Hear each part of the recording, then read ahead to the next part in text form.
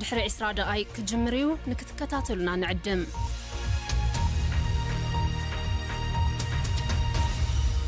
كون سجنتا BBC أفان أوروموتي نولين ترا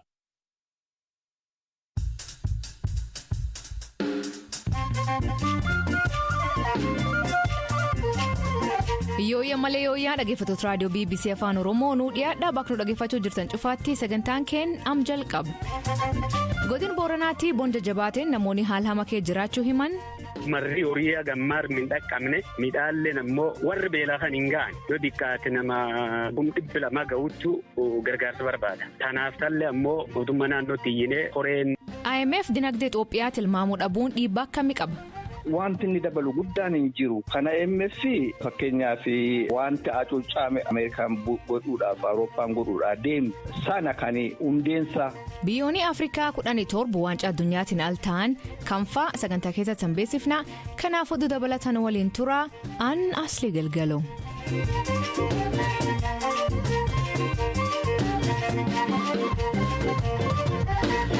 Dhaggeeffattootni oduutiin jalqabaanii Daayireektaran olaanaan dhaabbata fayyaa addunyaa Dr. Tedros Adhanom kaaba Itoophiyaa bakloolii geggeeffamaa jiruutti namoonni miliyoon 7 ta'anii gargaarsa nyaataa taatamaan barbaadu jedha. Meeshaalee fayyaa dabalatee dhiyeessii gargaarsa namoomaa waan danqameef namoota kan dhaqqabuun rakkisa ta'uu dubbata Dr. Kuniin. Mootummaan gamisaatiin dhanqaleen deeggarsa namoomaa dhiyeessuu irratti mudatee fi garee shororkeessa ittiin jedhu TPLFitti qubqabaa jedha. Dr. Tedros akkan jechuun ibsa. I want to talk about the escalating crisis in northern Ethiopia. Waa'ee rakkoo kaaba Itoophiyaatti hammaachaa jiru dubbachuun barbaada. Akka lammii Itoophiyaa Tigraay keessaa dhufe tokkotti rakkoon kun akka nama dhuunfaa tokkootti namiidha. Har'a garuu akka Daayireektara Jeneraalaa dhaabbata fayyaa addunyaa ta'ee dubbachaa jira. Walitti bu'insa ji'a 11 booda rakkoon namoomaa kaaba Itoophiyaatti guyyaa guyyaan daran hammaachaa jira. Namoonni miliyoona 7 ta'an Tigraay Amaaraa fi Affaar keessa jiran gargaarsa nyaataa fi kanneen biroo atattamaan barbaadu. Tilmaamaan uummata miliyoona 6 kan qabdu Tigraay yeroo ammaa kana waggaa tokkotti siquuf karra cufame keessa jirti. Gargaarsa namoomaa bakka barbaadametti hanga barbaadaman qaqqabaan jiru. Tajaajilawwan bu'uuraa kanneen akka ibsaa, baankii, telekominikeeshinii dabalatee akkuma addaan citanitti jiru. Walitti bu'insi kun gara naannolee Amaaraa fi Affaarittis babal'achuun isaa immoo carraaqii gargaarsa namoomaa dhiyeessuu caala walxaxaa taasise. Tigraay keessatti uummata miliyoona 6 ta'u keessa parsantiin 90 ta'u gargaarsa nyaataa barbaada. Akka xiinxalaa dhaabbata biyyoota gamtoomanitti uummanni 400 ta'u amma haala beelaa hamaa fakkaatu keessatti argamu. Hanqinni boba'aa kominikeeshiniin akkuma addaan citeetti turuun immoo gargaarsi barbaachisu sirriin agam akka ta'e baruudhaaf rakkisaa taasiseera. Garuu hanqinni nyaataa hamaan argaa jirru beela jalqaba bara 2011 Somaaliyaa keessatti argine waliin wal fakkaata.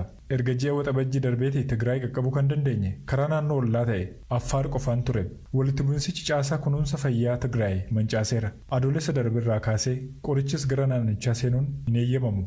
Sababa hanqina boba'aa fi dhiyeessii birootiif Tigraay keessatti dhaabbileen fayyaa muraasa qofaatu hojjechaa jira. Namoonni dhibee fayyaa qaban sababa hanqina nyaataa fi qorichaatiin du'aa jiru. Daa'imman 200 ta'an talaallii barbaachisaa maluuf hin arganne. Namoonni nyaata gahaa hin argatan yoo ta'e dhukkuba ajjeesuu danda'uuf saaxilamu. Kun waan yeroo ammaa Tigraay keessatti argaa jirrudha. Dhaabbanni fayyaa addunyaa fi michoonni isaa naannolee miidhaman kanneen dhorkaa tokko malee seenuu akka danda'u gaafata.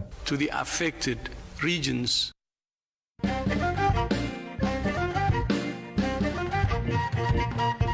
Dhaabbanni maallaqa addunyaa guddin dinagdee Itoophiyaa tilmaamuu akka hin dandeenye beeksisuun isaa dhiibbaa uumaatu dinagdee Itoophiyaa irratti uumuu jedhan ogeeyyiin. Haa ta'u malee sababa waraana biyya keessa deemaa jiruu fi dinagdeen Itoophiyaa laaftee haala mar jiraachuu ogeessi dinagdee Dr. Ayyala Galaan BBC'tti. Wanti IMF kun akkaataan isaan dinagdee Itoophiyaatti xiinxalan tilmaaman durumaa na dhibee ture.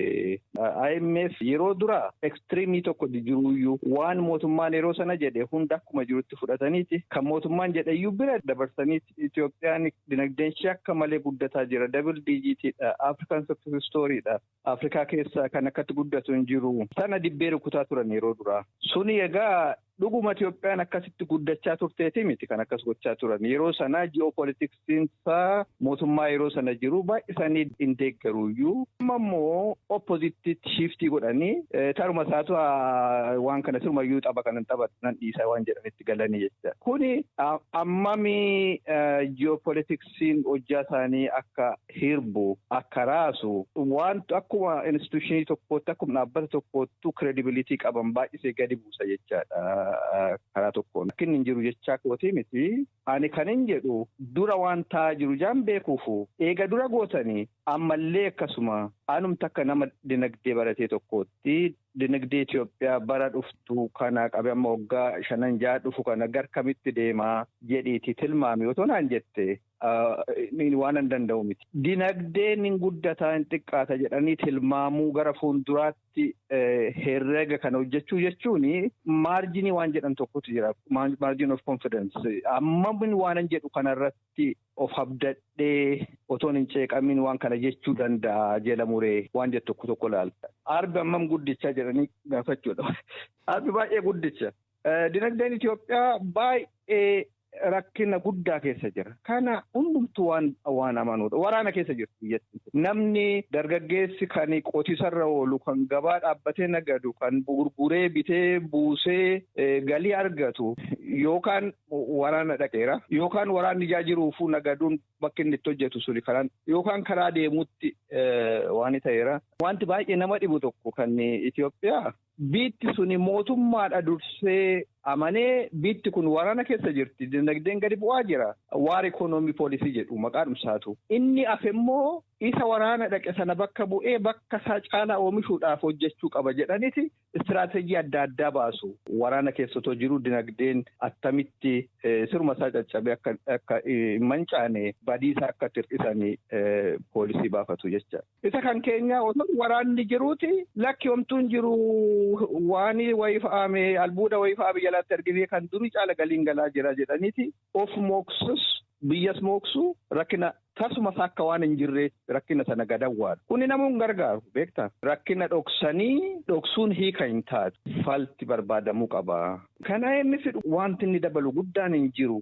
Dinagdee Itoophiyaa keessatti wanti ta'aa jiru waan dinagdicha waan jireenya namaa gara fuulduraatti deemsisuu ta'an turre ennuma nageenyaatu otoo waraanni hin jirre yoo tilmaamni IMF hojjetan illee gara dhugaatti dhiyaate isuma biyya alaatii galu sana amma ikoonoomii kana warraaqseedhaani. Kanaafuu ani dhugaatitti muudhaaf dinagdeen Itoophiyaa rakkinni isaa ammana jedhee ibsuudhaaf jechan hin qabu. Jechan ittiin ibsuu hin qabu. Baay'ee guddaadha.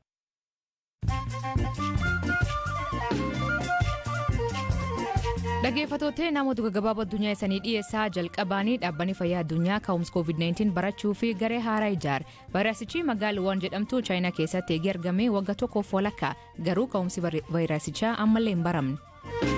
Mootummaan Ameerikaa rakkoo namoomaa kaaba Itoophiyaa dhalate wayyeessuu fi deeggarsa miliyoona 26 arjoomuu beeksise. Waraan waggaa deemkan ilaalchisee mootummaan Ameerikaa waraanicha akka dhaabbatuu fi mariin akka eegalamuu irra deebiin gaafachaa jira. Keenya keessatti namichi daa'imman 10 ol ajjeesuu fi himatee manhidhaa poolisii Naayiroobii keessa miliq Masten Wanjalaa ka daa'imman dhiiraa yoo xiqqaate 14 ajjeesuu himatee guyyaa roobii mana murtiitti dhiyaachuuf ture.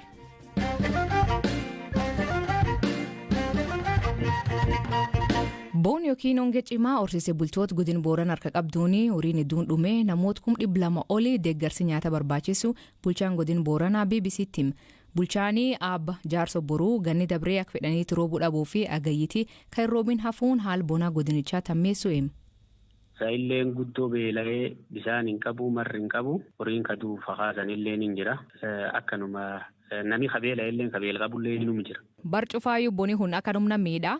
Wanti mootummaan laf kaa'ee uummata hamboo kan irraan bisuu fi maan ta'uu qabnaa jedhanii wanti akkasiin jirtu. Sila rakkoo kaleellee dubbatan irrallee namni dubbachuu malle rakkoon kalee ardallee hawuun malle. Haa taatutti ammoo erga jijjiirama mootummaan haaraan kun hundaa'e imaammaa haaraa tarsiimoo haaraa bocatee hawaasa horsiise bulaa bifa fayyaduu danda'uun jireenyaaf jiruu isaa shift ta'uu danda'uun irratti hojjetamaa jira. Guyyuun tokko wanni cuftii hardhuma eeyyamamtee hardhuma borattee hardhuma firee fi irraan argatanii ammoo akka karaa badhaadhinaa kan keessa bahetti waan guddoo yaadamaa jira. Ammoo ammaaf wanni tolfamuu mal hojjetamuu mal bal'aan hin jirti. Hubannoo uummataa kennuun lakkoofsa horii xiqqeessuun mar yoo bokkaan xiqqaatee jiraatellee marraamanii tuulatanii of qopheessuun akka hawaasi bon dandamachuu danda'u akka gammoojjummaan hir'achuu danda'u muka dhaabanii bokkaan muka guldeema wanni loongi termii akkan akka roorfamiin jira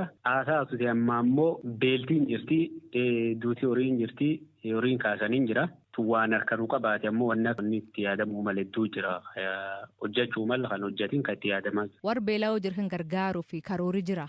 Wanni deeggarsaa haati midhaanii aanam ga'uu baata malee wanni dhiqoon dhaqqabuun jirti. Boottiin bishaanii water tiraakiin akka 12 geeffa naannoon nu ergitiin jirti. Ammoo marri horii gammaar min dhaqqabne midhaalleen ammoo warri beelaa kan hin gaane yoo xiqqaate nama 200 ga'uutu gargaarsa barbaada. Kanaaf tallee ammoo mootummaa oliitti. Mootummaa naannootti iyyinee horeen nama torba qaama dhimmi kun ilaal ijaaranii gad erguu jiranii karaa gubbaa jiranii yoo waaqeed boriiftaanii tasiin hin ba'anii kanaaf akka dandeenyu muniseennan hawaasa keenya mobilaayiz goonee waan deeggaramuu qabu karoora itti baafnee socho'aa jirra.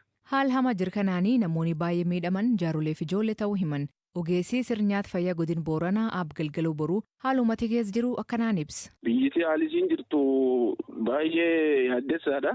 Midhaan nyaataa waan hin jirree fi haalli hanqinni nyaatas tireendiin isa ol ka'aa deemuu jira. Jaarrolee fi ijoollee xixiqqoollee jidduutti haalli jiru jabaataa deemuu jira. Namni amma keessumaa jaarroleen faan namni nyaachuu hin dandeenye kaasilaana wayii dhugeetiin sarvaayi faana waan hin jirreef yeroo kanatti baay'ee yaala ulfaataa ta'ee jira. Namni lubbuu fadhaaf jira bona kanaan. Ammaatti sababa bonaatiin du'ee jedhaniitiin beennu hin jiru. Haa ta'uuti malee immoo namni garanti nyaata jiddu galeessaaf cimaatti yaali namni itti dhufaa jiru hin jira. Kanaaf haalummaan namni sakatta'insi jabaatee itti fufuu dhabuu farraati namni nam jalaatti hin hafaa jenneetiin yaaddoon akkasiis qabni hin jira.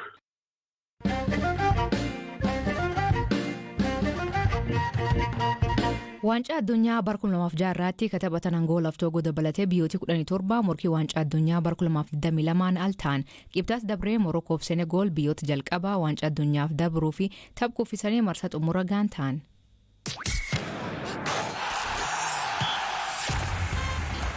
Biyyoota Afrikaa tapha kuffisanii darbuu marsaa xumuraa gahan 10 bitootessa keessa dirree walii isaanii irratti 2-2 dabareen erga taphatanii booda qabxii walii galaan 5 kuffisanii 5 darbu. Morokoo fi biyyi Saadiyoo Maanee Senegaal taphni ramaddii garee osoo isaan hafu marsaa xumuraaf darbuu mirkaneeffatan. Biyyi Mohaammed Salaa Masriin morkattuu ishee Liibiyaa qabxii 4 caaluun dursaa jirti. Masriin taphoota Angoolaa fi Gaaboon waliin ishee hafan lamarraa qabxii 3 argatte walitti aansuun yeroo lammaffaaf waancaa addunyaaf darbuuf haala mijeeffatti. Haa ta'u malee Masriin taphoota lamaanuu injifachuu haftee Liibiyaan ammoo lamaanuu yoo injifatte Masriin kuftee Liibiyaan tapha kuffisanii darbuu xumuraaf gahuu malti. Tuuniiziyaan ramaddii ishii garee baa keessaa Ikwaatooriyaal Giinii qabxii 3 caaluun hireen tapha kuffisanii darbuuf gahuu qabdu bal'aadha. Garee A keessatti karamadamtee biyyi taphataa sarara duraa Maanchiistar Siitii Riyaad Mahareeziin durfamtuu fi waancaa Afrikaa isa dhumaa injifatte Aljeeriyaan Burkina Faasoo garaagarummaa goolii qofaan caalti. Biyyoonni lamaan wal duraa duuba Jibuutii fi Niijeer waliin erga taphataniin booda tapha waliin taphataniin hireen isaanii adda baha. Garee D keessatti Ivory Coast qabxii 1 Kaameruun dursiti. Biyyoonni lameen Ivory Coast tapha Mozaambiik waliin qabdu,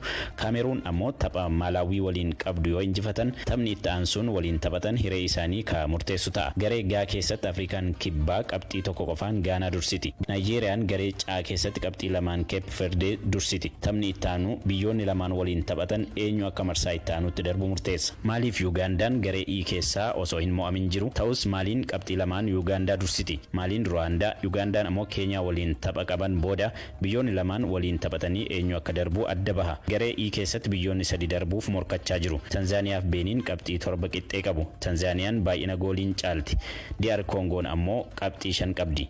Boota ittaaniniin Tanzaaniyaan DR Kongo, Beeniin ammoo Madagaskar waliin taphatu. Zaambiyaa Riippaabilika Giddugaleessaa Afrikaaf biyya taphataa Arsenaal Pierre-Emerick Aubameyang, Gaaboon akkasumas Madagaskar carraa tapha kuffisanii darbuu marsaadhumaaf darbuu ni qabaatu. Garuu hireen isaanii harka isaanii keessa hin jiru. Qabxii biyyoota kaaniitu murteessa.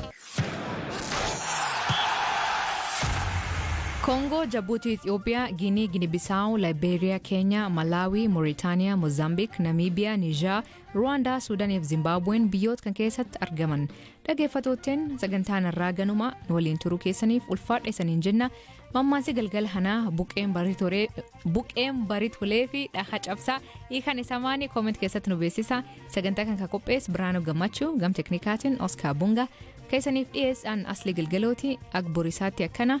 Nagaa waaqa heebbulaa oraa bulaa deebanaa hangafamaan dhanbulaa.